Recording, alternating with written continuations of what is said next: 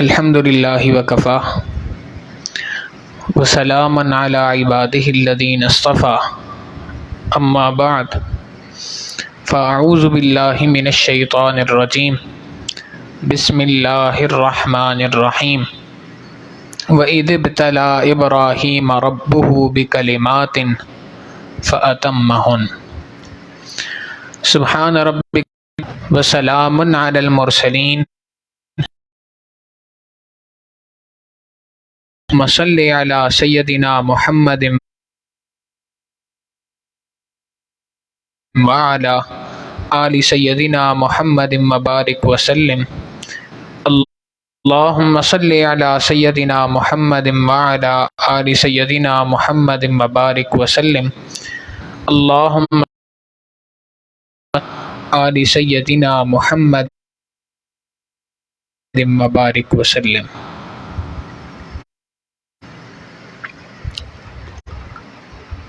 نبی علیہ السلام نے دنیا میں آ کر ایک بات تو یہ ارشاد فرمائی کہ میں ابراہیم علیہ السلام کی دعا کی قبولیت بن کر دنیا کے اندر آیا ہوں۔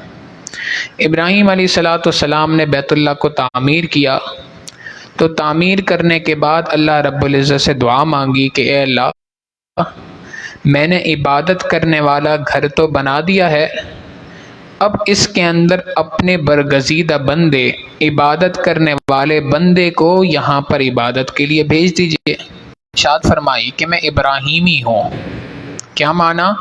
کہ میں ابراہیم علیہ السلام کا جو مزاج تھا میرا بھی وہی مزاج ہے، اور یہی وجہ ہے کہ قرآن کریم میں ہم دیکھیں تو اللہ رب العزت نے جا بجا قرآن کریم ابراہیم علیہ السلام کا تذکرہ فرمایا، اور یہ بات ارشاد فرمائی وَإِذِ ابْتَلَىٰ إِبْرَاهِيمَ رَبُّهُ بِكَلِمَاتٍ فَأَتَمَّهُنَّ۔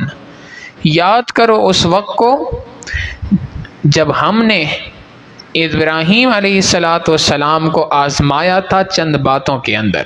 اللہ تعالیٰ نے ان کا امتحان لیا مختلف طریقوں سے۔ دنیا کا دستور ہے کہ جب دنیا میں کوئی بھی شخص کسی سے محبت کا دعویٰ کرتا ہے تو اس دعوے پہ کوئی دلیل ہوا کرتی ہے، اس دعوے کے لیے کوئی نہ کوئی امتحان ہوتا ہے جس کو پاس کرنا پڑتا ہے۔ محبوب کی طرف سے مختلف قسم کی ڈیمانڈز آتی ہیں، جی اس کو پورا کرو، اس کو پورا کرو، اس کو پورا کرو۔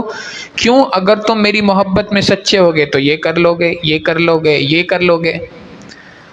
فانی دنیا کی نفسانی خواہشات، نفسانی محبت کرنے والے ایک دوسرے کی خاطر اپنی جان کو نقصان پہنچا دیتے ہیں، بلڈنگوں سے چھلانگ لگا کے دکھا دیتے ہیں، اپنے ہاتھ سے اپنے جسم سے خون نکال کر اس سے نام لکھ کے دکھا دیتے ہیں، مختلف کارنامے انجام دیتے ہیں۔ تو ان تمام کے تمام کارناموں کے پیچھے مقصد یہی ہوتا ہے کہ میں اپنی محبت کے اس دعوے میں سچا ہوں۔ اللہ رب العزت نے بھی ابراہیم علیہ السلام سے مختلف قسم کے امتحانات لیے، اور ان امتحانات کا تذکرہ قرآن کریم میں فرمایا۔ سب سے پہلی آزمائش تو یہ آئی کہ چھوٹے ہیں، ناواقف ہیں، اور جس گھر کے اندر پیدا ہوئے ہیں اس گھر کے اندر جو ان کا باپ ہے آزر، وہ نہ صرف یہ کہ بت پرست تھا بلکہ بت تراش تھا، بتوں کو اپنے ہاتھ سے بنایا کرتا تھا، تراشا کرتا تھا پتھروں سے، اور ان پتھروں کو پھر آگے بیچا کرتا تھا مورتیوں کو۔ تو بت تراش کے گھر میں پیدا ہوئے، پوری کی پوری قوم بت پرستی کا شکار۔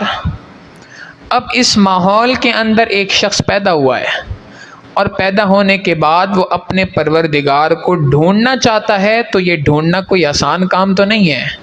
ہم نے تو ماں کی گود سے پیدا ہوتے کے ساتھ ہی کلمہ پڑھا ہے، اس وجہ سے کوئی نہ ہو جس کو ایمان کی طرف روشناس کرانے والا کوئی نہ ہو، اس کے لیے تو یہ کام بڑا مشکل ہوتا ہے۔ چنانچہ ابراہیم علیہ السلام سچے رب کی تلاش میں مختلف جگہوں پر غور و فکر کر رہے ہیں۔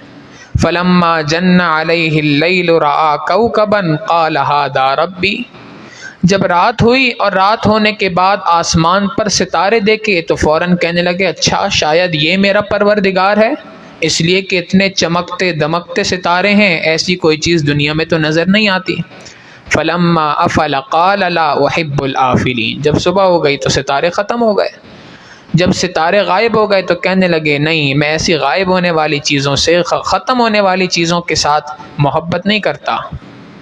فلما رأى القمر بازغا قال هذا ربی، اب اس کے بعد دیکھا کہ ایک طرف 14ویں کا چاند ہے، چمکتا ہوا، سائز میں بھی بڑا ہے اور دور سے نظر آ رہا ہے اور اس کی روشنی دنیا کے اندر پڑ رہی ہے، تو فوراً فرمانے لگے شاید یہ میرا پروردگار ہے۔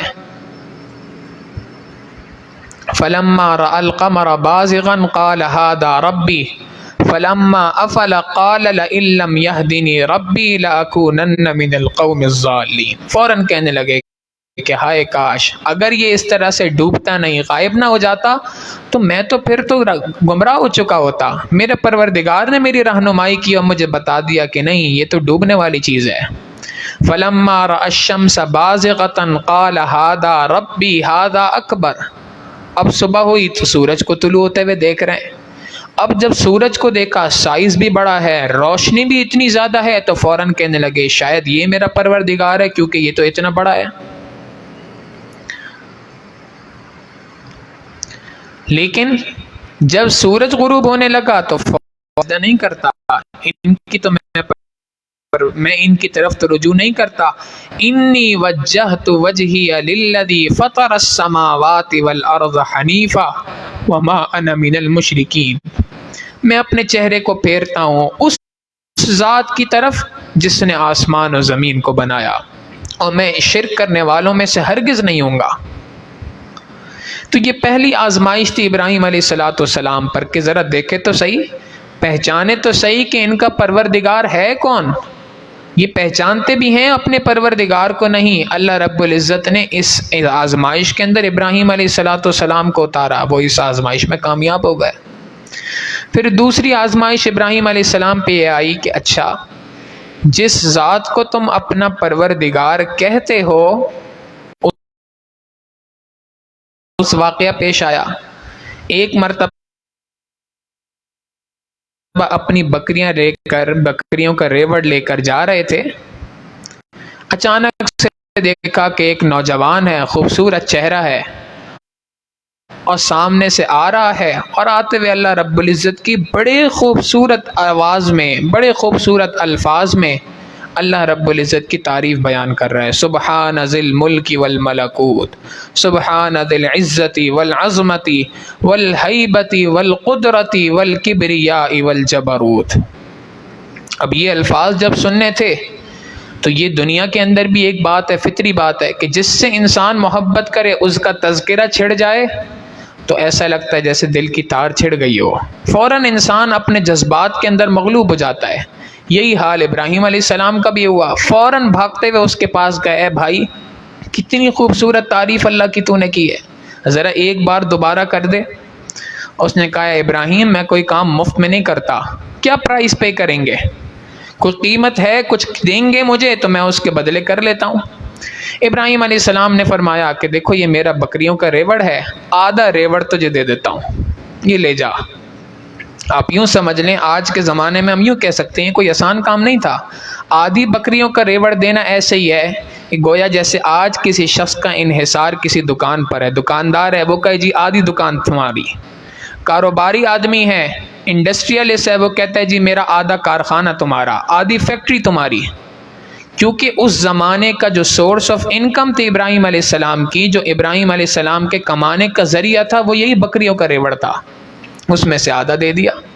اس نے دوبارہ سنا دیا سبحان ذی الملک والملکوت، سبحان ذی العزت والعظمت والہیبت والقدرت والکبریاء والجبروت۔ اب جب یہ محبت اور بڑھ گئی تو فرمانے لگے بھائی دوبارہ سنا دے، اب کیا دیں گے؟ یہ جو بقیہ آدھا ریوڑ ہے یہ بھی تیرا، یعنی پوری دکان تیری، پوری فیکٹری تمہاری، پوری انڈسٹری تمہاری، جو کچھ میرا سرمایہ ہے سارا کا سارا دینے کو تیار ہوں۔ کرنا کیا ہے؟ ایک بار اللہ کی یہ تعریف دوبارہ سنا دے۔ انہوں نے دوبارہ سنا دی۔ سبحان ذی الملک والملکوت، سبحان ذی العزت والعظمت والہیبت والقدرت والکبریاء والجبروت۔ اب تو ابراہیم علیہ السلام سے جس کو کہتے ہیں نا برداشت نہ ہوا، فوراً کہنے لگے اے بھائی ایک بار اور سنا دے۔ اس نے کہا ابراہیم اب تو آپ کے پاس دینے کے لیے کچھ نہیں بچا، جو کچھ تھی انویسٹمنٹ تھی ساری آپ نے لوٹا دی، اب کیا کریں گے؟ بھائی یہ الفاظ دوبارہ میرے سامنے پڑھ دے۔ اس نے آگے سے کہا ابراہیم آپ کو مبارک ہو، میں اللہ کی جانب سے بھیجا ہوا فرشتہ ہوں، اللہ رب العزت نے مجھے بھیجا کہ جاؤ زمین پر اور جا کے دیکھو کہ میرا ابراہیم میرے نام کی کیا قیمت لگاتا ہے، کیا ریٹ لگاتا ہے، جا کے دیکھ کے آؤ۔ ایک آزمائش ان کے اوپر آئی۔ پھر اس کے بعد تھوڑے سے بڑے ہوئے تو اب سب سے پہلے گھر کی طرف سے مخالفت شروع ہو گئی۔ باپ بت پرست صرف نہیں تھا، بت تراش تھا، کٹر جس کو کہتے ہیں مشرک آدمی تھا۔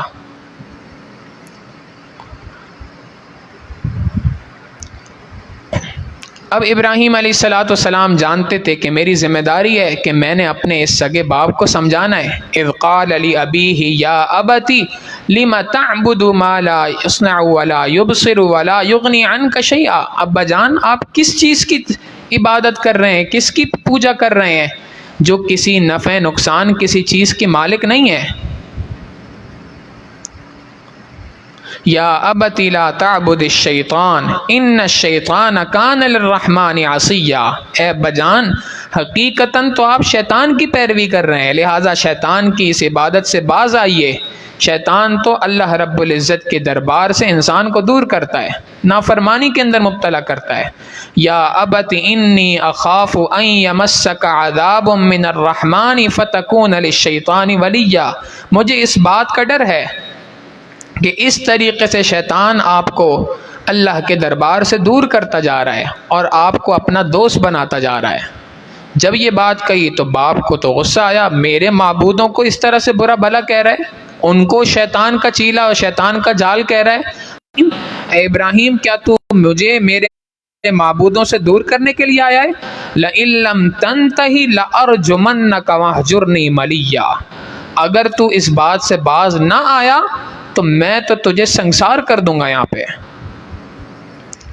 اب جب باپ کو سمجھایا، کافی اس کے ساتھ ان کو سمجھانے کی کوشش کی اور سگا باپ ہے مگر باز نہیں آ رہا ہے، تو اب آخر میں نتیجہ کیا نکلا؟ قال سلام علیک، آپ پر سلامتی ہو، ساستغفر لک ربی، میں اپنے پروردگار سے آپ کے لیے دعا کرتا رہوں گا کہ اے اللہ میرے والد کو ہدایت دے دے، انہ کان بی حفیہ وَأَعْتَزِلُكُمْ وَمَا تَدْعُونَ مِن دُونِ اللَّهِ وَأَدْعُو رَبِّي، میں آپ سے دور ہٹ کر، آپ سے ہٹ کٹ کے اپنی مایوسی مجھے نہیں ہوئی، ہمیشہ اس نے میری پکار کا جواب دیا ہے۔ لہٰذا اللہ رب العزت سے دعا مانگتے رہے، لیکن باپ کی جانب سے یہ مخالفت کا سلسلہ چلتا رہا۔ یہ کوئی آسان کام نہیں ہے کہ بندہ جس گھر میں رہتا ہو اس گھر میں اس کو دین کی جانب سے مخالفت ہو۔ آج تو اگر کسی نوجوان کو گھر سے مخالفت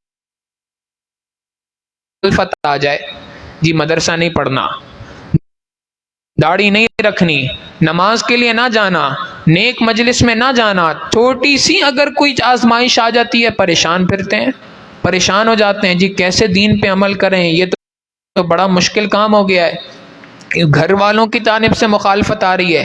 یہاں معاملہ یہ نہیں تھا کہ جی داڑھی نہ رکھو، فلاں نہ کرو، یہ نہ کرو، یہاں تو معاملہ یہ تھا کہ اللہ کی ذات کا انکار کر کے ان 360 بتوں کی پیروی کرو۔ یہ کوئی چھوٹا معاملہ تو نہیں تھا، کوئی چھوٹی آزمائش نہیں تھی یہ ابراہیم علیہ السلام پر۔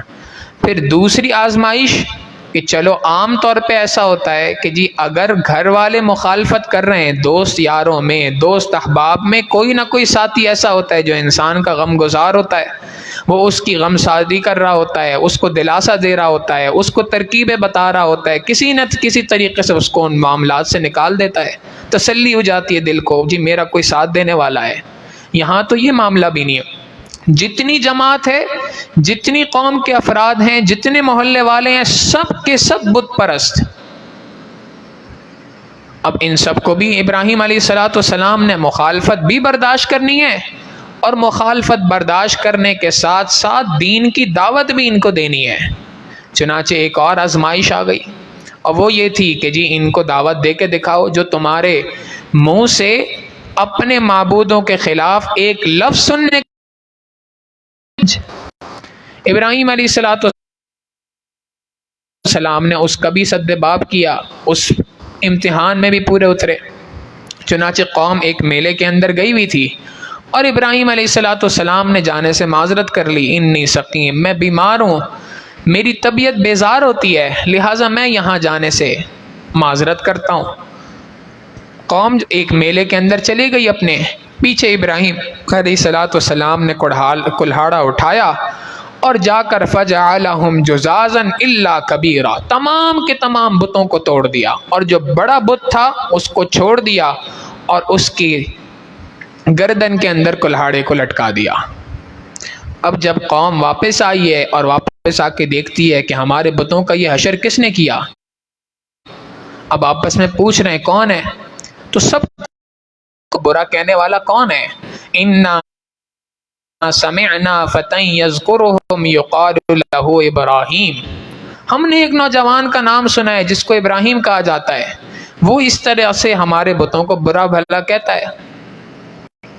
تو ابراہیم علیہ الصلوۃ والسلام کو بلایا گیا، اور ابراہیم علیہ الصلوۃ والسلام کو بلا کے ان سے پوچھا گیا، اَأَنْتَ فَعَلْتَ هَذَا بِآلِهَتِنَا یا ابراہیم، اے ابراہیم کیا ہمارے بتوں کے ساتھ یہ معاملہ آپ نے کیا ہے؟ فوراً کہنے لگے، بل فعلہ کبیرہم ھذا فاسألوہم ان کانوا ینطقون، نہیں میں نے نہیں کیا، یہ تو جو بڑا بت ہے اس نے ان بتوں کو توڑا ہے، لہٰذا اسی سے پوچھو۔ اب یہاں پر دو باتیں بڑی عجیب تھی، وہ بت جو اپنی ناک سے مکھی نہیں ہٹا سکتا وہ کسی دوسرے بت کو کیسے توڑ دے گا، اور ہم اگر اس بت سے کوئی سوال کریں تو یہ تو سوال کا جواب بھی نہیں دے۔ اب جب یہ دونوں باتیں سامنے آئیں تو سمجھ گئے فوراً کہ یہ ابراہیم علیہ الصلوۃ والسلام نے، اس ابراہیم نے ہی ہمارے بتوں کو توڑا ہے۔ تو اب جب یہ بات سامنے آئی تو چہرے کے رنگ بدلنا شروع ہو گئے۔ ابراہیم علیہ الصلوۃ والسلام نے اب لوہا دیکھا گرم ہے تو فوراً چوٹ لگائی، افتعبدون من دون اللہ ما لا ينفعکم شیئا ولا یضرکم، تم ایسی چیز کی عبادت کر رہے ہو جو نہ کسی نفع کا مالک نہ کسی نقصان کی مالک، اپنی ناک سے مکھی نہیں ہٹا سکتے، اپنی آپ کو ڈیفینڈ نہیں کر سکتے، اپنی حفاظت نہیں کر سکتے، جو بت وہ تمہاری کیا عبادت کو قبول کریں گے؟ اُفِّل لَكُمْ وَلِمَا تَعْبُدُونَ مِن دُونِ اللَّهِ، تف ہو تم پر بھی اور جن کی تم عبادت کرتے ہو، افلا تعقلون، عقل نہیں رکھتے؟ اب اتنی بڑی قوم کے سامنے مخالفت کرتے ہوئے ایک بات کے اوپر ڈٹ جانا، یہ بھی ایک بہت بڑی آزمائش تھی، آسان کام تو نہیں تھا۔ پھر اس کے بعد ایک اور آزمائش، قوم نے کہا کہ نَّوْهُ وَانصُرُوا آلِهَتَكُمْ إِن كُنتُمْ فَاعِلِينَ، اپنے معبودوں کی مدد کرو، اور مدد کیسے کرو؟ اس بندے کو اٹھا کے آگ کے اندر جلا دو۔ اب آگ میں کیسے جلایا جائے؟ اس کے لیے سینکڑوں دنوں تک آگ کے لیے لکڑیاں اکٹھی کی جاتی رہی ہیں، آگ کے لیے لکڑیاں اکٹھی کی جا رہی ہیں، اور اس کے بعد ایک بہت بڑے پیمانے کے اوپر آگ لگا دی گئی۔ مفسرین نے لکھا ہے کہ اتنی آگ تھی، آگ کا پھیلاؤ اور گھیراؤ اتنا تھا جیسے جتنا کوئی ایک چھوٹا شہر ہوتا ہے۔ ہم یوں کہیں تو شاید بات غلط نہ ہو کہ کراچی کا کوئی ایک علاقہ لے لیں، اتنا بڑا جگہ ہو جس کے اوپر آگ لگا دی گئی ہو، سوچیں کتنا دھواں ہوگا، کتنی تپش ہوگی آگ کی۔ فیصلہ ہوا، سوال ذہن میں تھا کہ بھائی اس بندے کو کیسے ڈالا جائے آگ میں، قریب تو کوئی جا نہیں سکتا۔ تو شیطان نے اس کے لیے ان کو ایک آلہ بتایا، منجمیق، جس کو ہم آج کے زمانے میں جیسے تیر پھینکنے کے لیے کمان ہوتی ہے، ایسے ہی ایک جھولا ٹائپ کا تھا جس کے اندر ابراہیم علیہ السلام کو باندھ کے ڈال دیا گیا اور دور سے اس کو پھینک دیا گیا۔ اب یہ ابراہیم علیہ الصلوۃ والسلام کو جو پھینکا گیا آگ میں، یہ ایک آزمائش تھی کہ دیکھو تو صحیح، ہو سکتا ہے آخری وقت پہ بدل جائے، لیکن وہ بھی ابراہیم ہی تھے۔ چنانچہ جا رہے ہیں آگ کے اندر. اب اس آگ کے اندر جا رہے ہیں، راستے میں ہیں ایک اور آزمائش اللہ رب العزت کی جانب سے. جبرائیل علیہ السلام نے جب یہ منظر دیکھا تو اللہ رب العزت سے فرمایا، اے اللہ اگر آپ کی اجازت ہو تو میں جا کے ابراہیم علیہ السلام کی مدد کروں؟ اللہ رب العزت نے فرمایا اگر وہ کہتے ہیں تو جا کے مدد کر دو. جبرائیل علیہ السلام حضرت ابراہیم علیہ السلام کے پاس آئے، یہ جھولے کے اندر جا رہے ہیں آگ کی طرف. اب پوچھا جی میں آپ کی کوئی مدد کروں؟ عقل یہ کہتی ہے کہ اس وقت پہ فرشتہ تمہارے پاس آیا ہے، اللہ کی اجازت سے آیا ہے، تو ہاں بھائی مدد کرو، نکالو مجھے یہاں سے، یہ آگ کا رخ ان سب کی طرف کر دو. مگر وہ تو ابراہیم تھے، اللہ رب العزت کے خلیل تھے، اللہ کو جاننے والے تھے. فوراً کہنے لگے کیا آپ جو وہاں سے آئے ہیں اللہ کو میرے بارے میں علم ہے کہ نہیں ہے؟ جی اللہ کو تو علم ہے. فرمایا حسبی سؤالی علمہ بحالی،